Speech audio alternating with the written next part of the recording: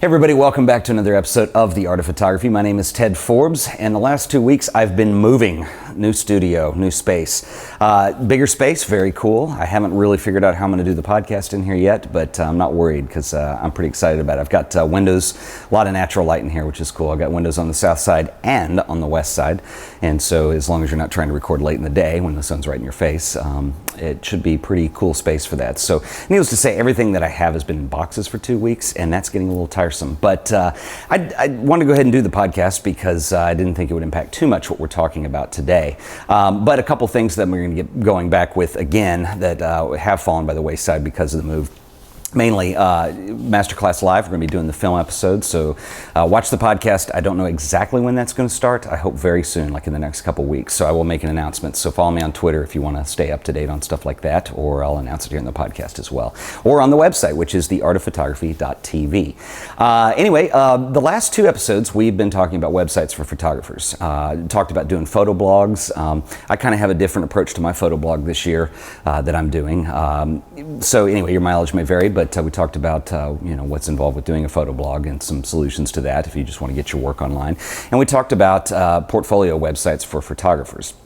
And one thing we haven't talked about yet is probably the most important thing of all, which is the portfolio itself. And that's what I wanted to address today and just give you some of my thoughts on. This is, strangely enough, probably the hardest part about that. Even if you're not a coder and you're kind of, trying to get your head around how you're going to build your actual website, I still think the most important part is your photos. And you've heard me even say even bad websites with great photos, if the photos are great, they're great, and that's what the important thing is for you as a photographer. There's some issues that come up with this. Obviously, everybody knows you want to put your best work on there. You probably want to divide that probably into categories, although not everybody else does. It just depends. Depends on what your style is, how you want to present yourself, how you want to present your work, that kind of stuff. But some of the things that I've noticed with my own work is it's really tough because you're an artist. As a photographer, photography is very close to you, and it's a very emotional thing. I think for any artist, whatever medium you're working in, you get very close to the metal, so to speak. And sometimes it's hard to take a step back and look at that in a objective kind of way. And I'll give you some pointers, some things I've learned in doing that. First of all, back in the old days before the internet, people would carry around these big black portfolios, and when I moved, I found 3 of them I used to use, and you would stuff it with work, and that's what you would use when you actually physically have to show it to somebody. And this is before the internet, and you had limitations on this. Obviously, you wanted your work to be mounted. Usually, you had limitations of the size of your book. You had limitations of the size of your satchel if you use something like that, and those limitations are good. With the internet, you have fewer limitations, and let me talk about what I mean by that. First of all, JPEGs is what you'll be using to display your work in. They're pretty small. And so obviously volume becomes an issue, and I've seen it where people will put a flood of work on there. And I'd be interested in getting some feedback if you guys want to start a discussion in the Flickr group on this to get your thoughts.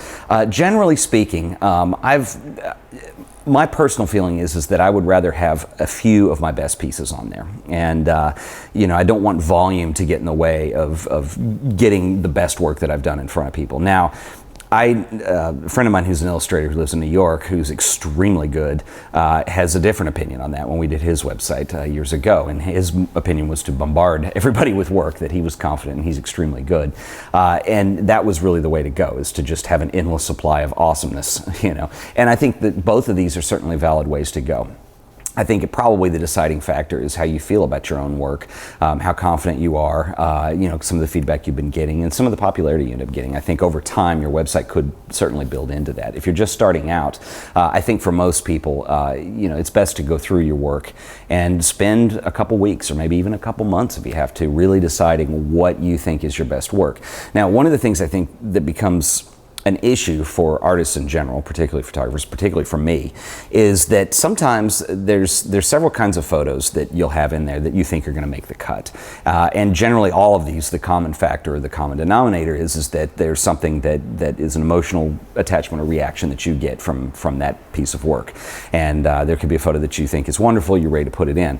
It's hard to look at your own work with an objective viewpoint because of the subjectivity gets in the way sometimes. Sometimes there's the type of photo because as artists, the way that we're going to see an image and the kind of memories and things that this responds to are different than somebody who wasn't there to take the photo, you know what I mean? And so sometimes I felt, certainly with my own work, I'll have images that I'm very connected to that I really love. And it may not be because it's a great image, but because it was a time, a place, something was going on, it was a particularly good day. You know, there are other factors that unless you were there, you wouldn't know. So you got to remember, you're showing your work to people who aren't behind the camera with you. And that's the hardest part for me. And so sometimes it's hard. I have to make a cut on a piece of work that to me means a lot or that I'm particularly attached to, but it really isn't portfolio worthy. And I think that's one of the pitfalls that people get into as photographers. And I think on a subconscious level that this really permeates across the board. One thing that's very helpful that you can do is to get somebody you trust, a good friend, a family member who will be honest with you. Sometimes family members tend to try to inflate your ego because they love you, and friends do the same thing, and that's fine. You want to make sure you select somebody who's going to be very honest with you and have them go through and help and say, what are the best pieces here? Sometimes, like I said, if you put limitations on that, you're saying, I'm looking for 20 of the best pieces, what can they be? Another thing you can do is print them out, look at them together on a table, a light table, something like that. Get off the computer. I think that's a healthy thing to do. I think that we're so attached to computers in this day and age, and there's nothing wrong with that. I love the internet, I love the computer, I love Lightroom, I love Aperture, I love all that stuff. But looking at something in Bridge or something that's kind of a light table type software, it's a different experience than actually printing your work out and looking at it side by side on paper, in the light, on a table, etc. So I think that's an important thing too, but try to get somebody to help you with that can, be fairly, critical, and we're looking for that objectivity I keep mentioning. So that's a very important thing too. Another important thing too is if you're going to do your work by categories. So like for instance, if you shoot a lot of portraits, you'll have a portraits category. You may have many categories of portraits if that's all you do. There's a lot of different kind of portraits you can shoot. If you do landscapes, if you do interiors, if you do sports photography, if you do weddings, it's important to have those categorized.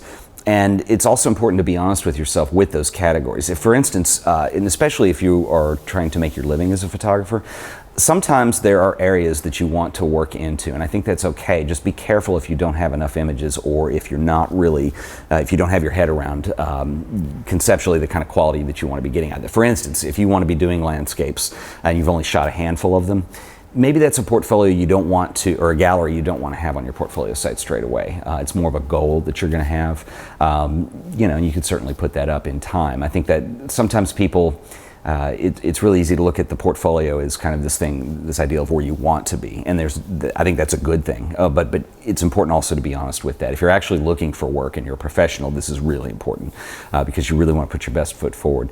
I think also, and this is a little out of order, but ironically, but the order you put things in is very important too. You want the best photos up front. One thing that's interesting, and we can talk about it in another episode, but if you use something like Google Analytics to track visitor trends on your website, it's really important too, because Google Analytics, one of the things it puts in there when you're tracking visitors on your website is an important statistic is the time spent on the website. And this is just hugely important because you really don't have. Sometimes it's easy to think that people will want to spend a lot of time on your website. I've heard people say to me, well, if a visitor's there for 15 minutes, well, my gosh, if a visitor's on a photography website for 15 minutes, you don't have any problems at all. I mean, a more realistic, number is a minute, 2 minutes at the most. And so if you consider somebody's only going to be on your website 2 minutes, you want to have the work that you want them to see, right up front. This is different than a photo blog. A photo blog's more experimental in nature, as we've discussed. This is for portfolio websites, so that's an important thing to consider as well. But anyway, I think all these things are what you want to think about when you're putting it together. If you're the kind of photographer who does weddings, something like that, you might want to subdivide that into categories that are appropriate for the kind of audience that you want to see. So that's really important too when you're working on your portfolio is considering the audience that's going to be looking at it, what they're going to want to see, what types of work you're going to try to impress them with, and hopefully, especially if you're doing this for commercial reasons, to land a job. That's the idea. There's some more to talk about in this subject. We haven't really talked about how to promote a website, and I will continue to do that as episodes go by. These are kind of the nuts and bolts things, and I've noticed that over the 3 years I've done this podcast, I do a lot of nuts and bolts and then don't come back, and we're going to start hitting some of those things in the next couple episodes. So stay tuned for that, because it's like building a portfolio website, there's so many components to it. Building a photo blog, there's so many components to it. And it's not just the software that you're running the website with, or the web's host, or the domain name. I mean, those are all big things, but you got to keep going on it. And then once you have the website on, you got to realize that there's millions of websites on the internet, and how are you going to attract visitors to your website? We'll get to some of that in the next couple episodes. I want to get some thoughts organized on that. But anyway, but that's about it for today.